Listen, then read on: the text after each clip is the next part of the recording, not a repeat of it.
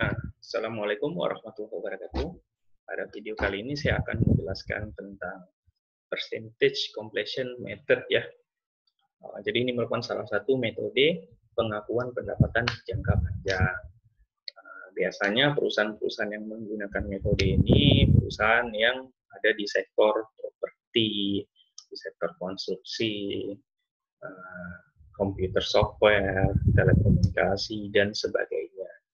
Jadi di metode ini pendapatan itu diakui sepanjang periode penciptaan aset. Nah, jadi kan di sini seller itu akan memberikan asetnya ke customer. Nah, masalahnya asetnya ini kan dibentuk atau diciptakan lebih dari satu periode. Nah, dengan metode ini si seller wajib mengakui pendapatannya di setiap akhir periodenya berdasarkan basis cost to cost ya. Nah, untuk mempermudah kita menggunakan contoh soal ya. Saya yakin juga Anda semuanya sudah mencoba ya membaca contoh-contoh soal yang ada di buku ataupun di slide ya. Tapi di sini saya sajikan satu soal yang baru, yaitu perusahaan Strongbridge ya, mendapatkan pendanaan 20 juta untuk membangun jembatan ya, yang mana estimasi biayanya itu 15 juta, otomatis akan mendapatkan estimasi gross profit itu sebesar 5 juta dari satu satu proyek ini saja ya. Nah, masalahnya di sini proyeknya itu selesai 3 tahun. Nah, jembatan ini jadi di akhir tahun ketiga. Nah, jika di kondisi soal ini memang terpenuhi untuk menggunakan metode persentase penyelesaian, maka di akhir tahun pertama, akhir tahun kedua, itu perlu mengakui pendapatan, menjurnal pendapatan walaupun kita belum memberikan manfaat terkait dengan jembatan ini. Nah, di sini kalau kita lihat di setiap soal pasti ada data-data ini. Ini merupakan data minimal untuk mengerjakan metode persentase penyelesaian, yaitu ada cost incurred ya, cost yang terjadi di masing-masing tahun. Tapi di sini ada tanda kurungnya ya, kumulatif. Nah, jadi apa arti kumulatif? Misalnya di sini 5 juta 2008 ini. Cost yang terjadi memang 5 juta. Nah, di 2009 7 juta. Nah, ini yang terjadi sebenarnya hanya 2 juta. Karena ini sifatnya kumulatif. Dari 7 juta ini 5 jutanya itu yang tahun sebelumnya. Sama halnya dengan di sini ya. Di 2010 ini 15 juta. Padahal yang terjadi, cost yang terjadi di tahun 2010 ini hanya 8 juta ya. Nah, lalu di sini ada estimated total cost. Dari awal kita estimasinya memang 15 juta ya. Makanya di sini semuanya 15 juta. Kalau dalam beberapa soal ini bisa saja berubah ya, bisa naik atau turun. Tidak ada masalah. Lalu ada billing, ini tagihan kita ke customer ya. Di sini kita menagihnya 6 juta, 6 juta, dan 8 juta di masing-masing tahun, tidak kumulatif. Lalu di terakhir info ada cash collected ya, yang didapat dari penagihan kita. Kita tagih 6 juta, diterima di tahun ini 5 juta, dan seterusnya ya. Nah, jadi kalau dilihat penjelasan di buku, memang metode persentase penyelesaian ini seperti metode yang sangat sulit untuk dikerjakan ya. Padahal kemampuan yang diharapkan untuk mahasiswa itu sebenarnya hanya dua ya di metode persentase penyelesaian, yaitu bisa menjurnal dengan benar, angka-angkanya benar, akun-akun pos-posnya itu benar, dan bisa menyajikan ke laporan keuangan. Jadi tujuannya hanya dua. Nah, kalau kita lihat dari output dua yang tadi itu, bisa dilihat yang ini pertama ya, jurnal. Jurnal yang ada di metode persentase penyelesaian itu terbatas. Nah, terbatas apa? Ya hanya 5 ini saja yang memungkinkan untuk di jurnal. Nah, jadi di jurnal ini pun sifatnya fix ya. Tinggal kita hitung angkanya. Nah, di perhitungannya itulah yang mungkin fokus utama dari soal-soal metode persentase penyelesaian. Nah, kita lihat jurnal pertama, jurnal di mana kita mengakui cost yang terjadi setiap tahunnya ya. Di sini kita akan mengkredit kas. Ini sebenarnya bisa mengkredit apa saja ya. Cash or account payable. Intinya ini adalah biaya-biaya yang kita keluarkan untuk membangun jembatan. Biaya-biaya ini kemudian kita tidak akui sebagai expense. Kita akui sebagai aset ya. Karena ibaratnya kita memproduksi produk, kita kan akuinya sebagai inventory. Maka ini juga sama, diakui sebagai inventory, work in progress ya. Kalau yang inventory, work in process ya. Jadi sama-sama WIP, ini construction in process. Ini kita akui sebagai inventory ya. Soalnya ini kita mau jual dalam tanda kutip ke customer kita. Tapi karena belum jadi, kita akui sebagai work in progress ya. Nah, lalu yang kedua ada jurnal billing. Di sini kita penagihan. Nah, mungkin di sini yang agak bingung ya. Kenapa saat billing ini kita akui billing atau billing on construction in progress ya. Di sini kita akuinya pada account receivable. Mungkin account receivable ini dapat dimengerti ya. Tapi kenapa kita mengkredit billing on construction in progress? Sementara di sini kita akui construction in progress juga. Kan kalau di buku dibilang billing ini akan menjadi akun kontra dari CIP ini ya. Saya sebut CIP saja biar mudah. Nah, jadi kalau penjelasan saya yang bisa saya sampaikan, coba kita bayangkan kita menjual produk di perusahaan dagang biasa ya. Saya memiliki inventory harganya 100. Lalu saya jual menjadi 120. Saat saya jual, maka itu ada pertukaran aset. Dari yang awalnya saya punya inventory sebesar 100, saat dijual saya menukarkan inventory itu menjadi account receivable ataupun cash, menjadi financial asset. Nah, menjadi 120. Nah, kita pahami kita tidak bisa mengakui dua-duanya ini dalam kasus yang sederhana ini ya. Jadi kita akui aset tapi dalam waktu yang berbeda. Nah, coba kita lihat di sini. Di kasus yang percentage completion ya, di incurring cost, kita mengakui CIP sebagai inventory. Nah, sementara saat kita menagihkan, kita berhak memang menagihkan menjadi account receivable. Nah, CIP ini akun inventory, account receivable ini aset juga ya. Nah, saat kita menjurnal CIP dan account receivable ini memunculkan double counting ya. Sama jadinya di sini kita akui aset, di sini financial assetnya.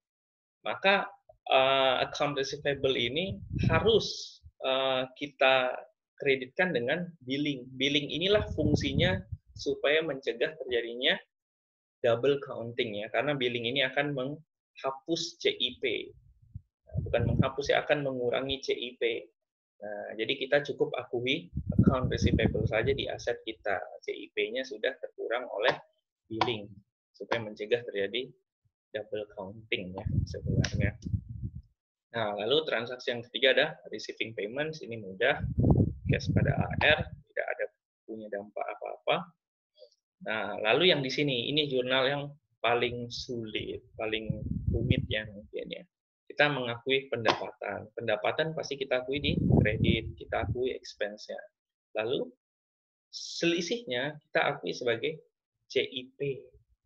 Nah, mungkin di sini ada yang bertanya-tanya juga, Pak, kok diakui sebagai CIP? Ini kan gross profit, Pak. Kok diakui sebagai CIP? Nah, jadi CIP berarti kan akan menambah saldo inventory ya, akan menambah saldo inventory. Kenapa kita akui selisih? Ini kan revenue kurang expense kan namanya profit ya. Profit kok diakui sebagai aset? Nah, hakikatnya seperti ini sebenarnya.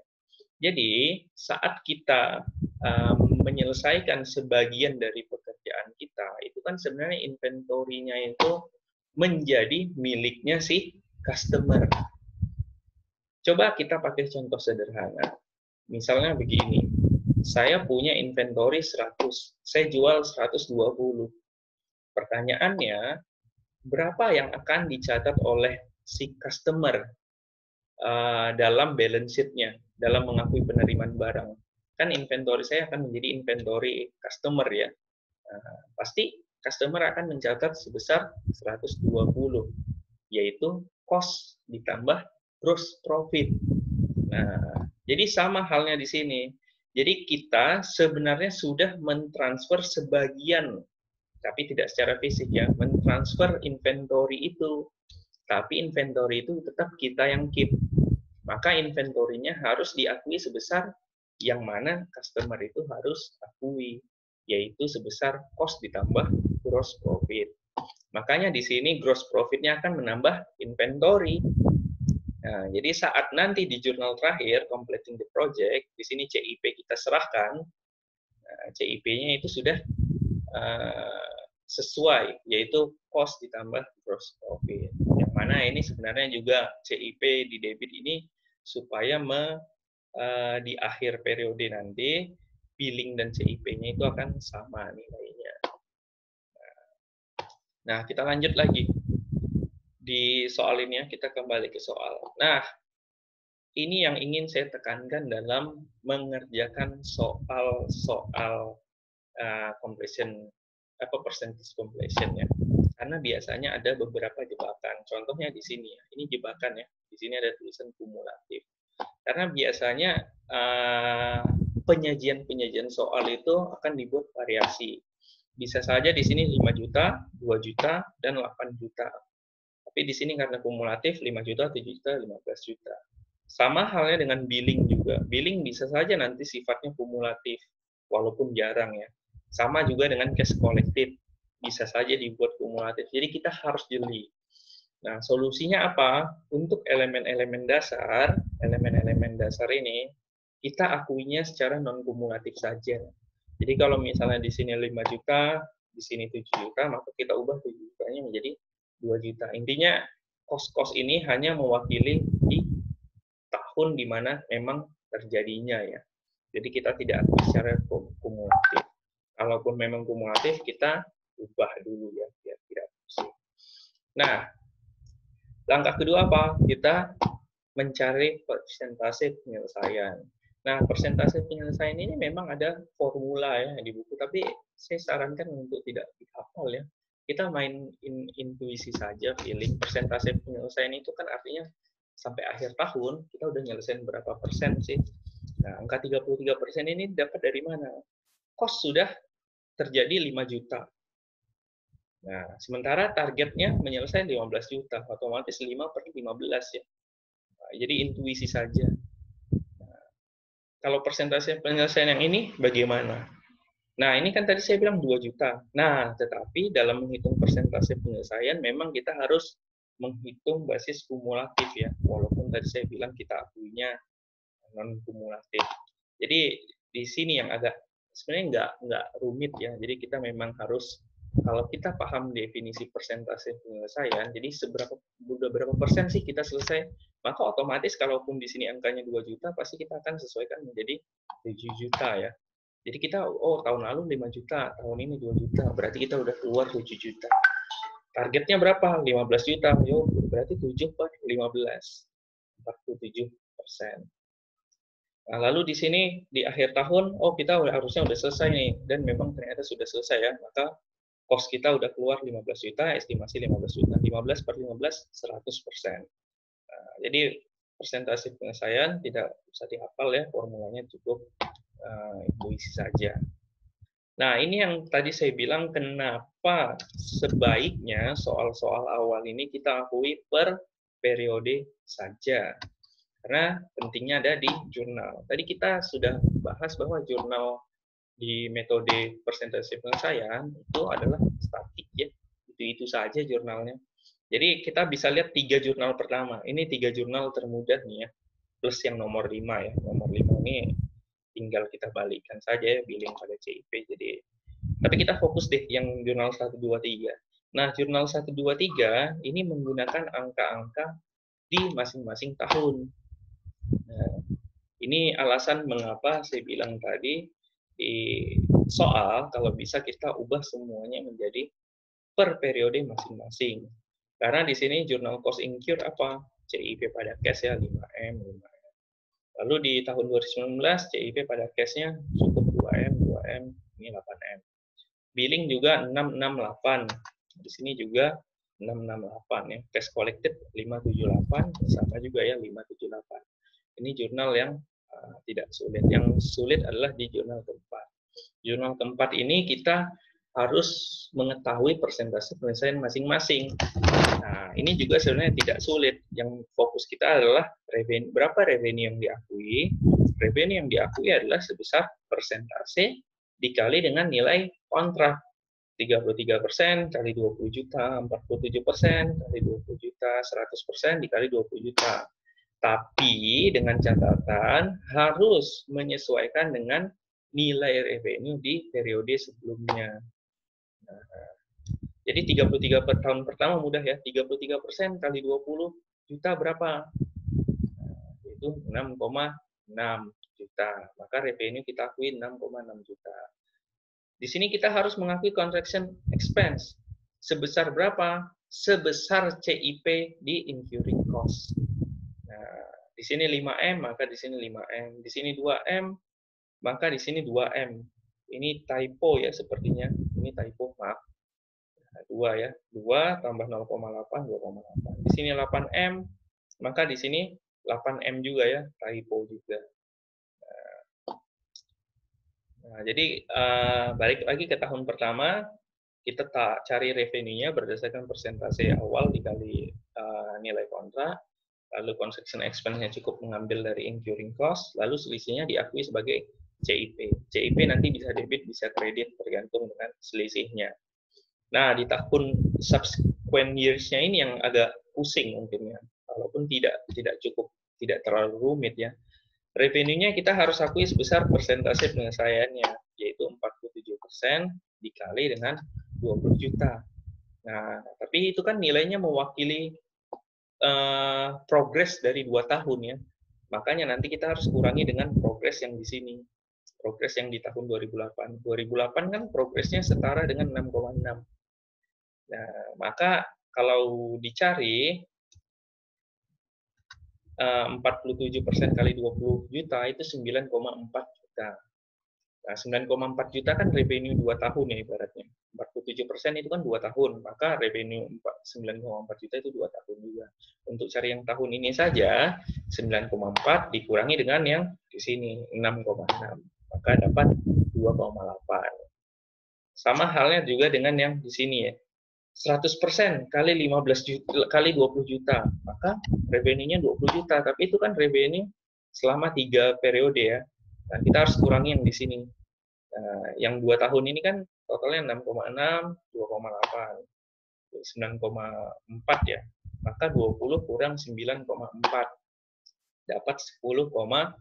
Nah, jadi yang tricky dari soal percentage completion itu memang hanya di jurnal yang keempat ya. Jurnal keempat. Construction expense diambil dari 8, 10,6 kurang 8, nanti dapat 2,6 ya CIP.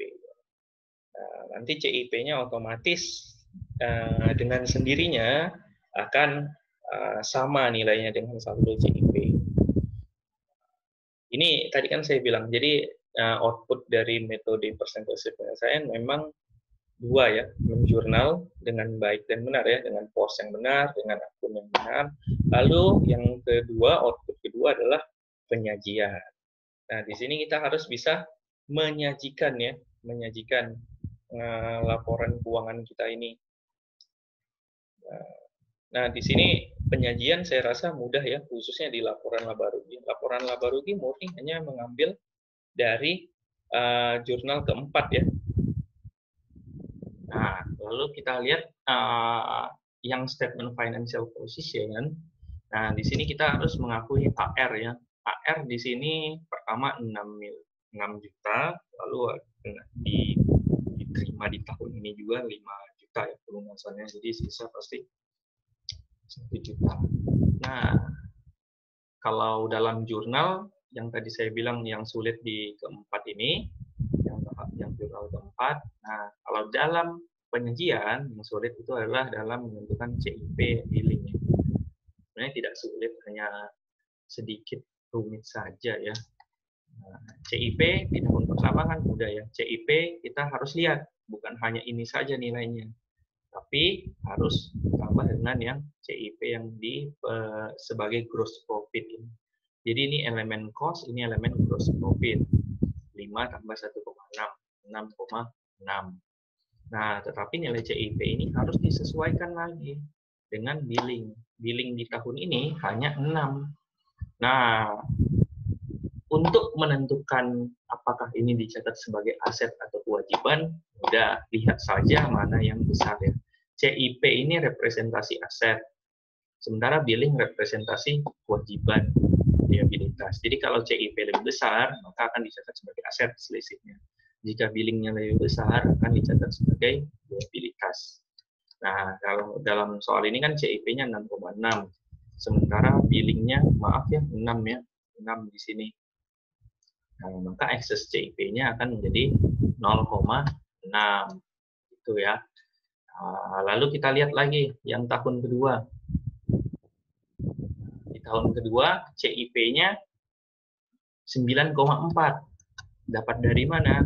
Kan CIP 5 tambah 1,6, 6,6.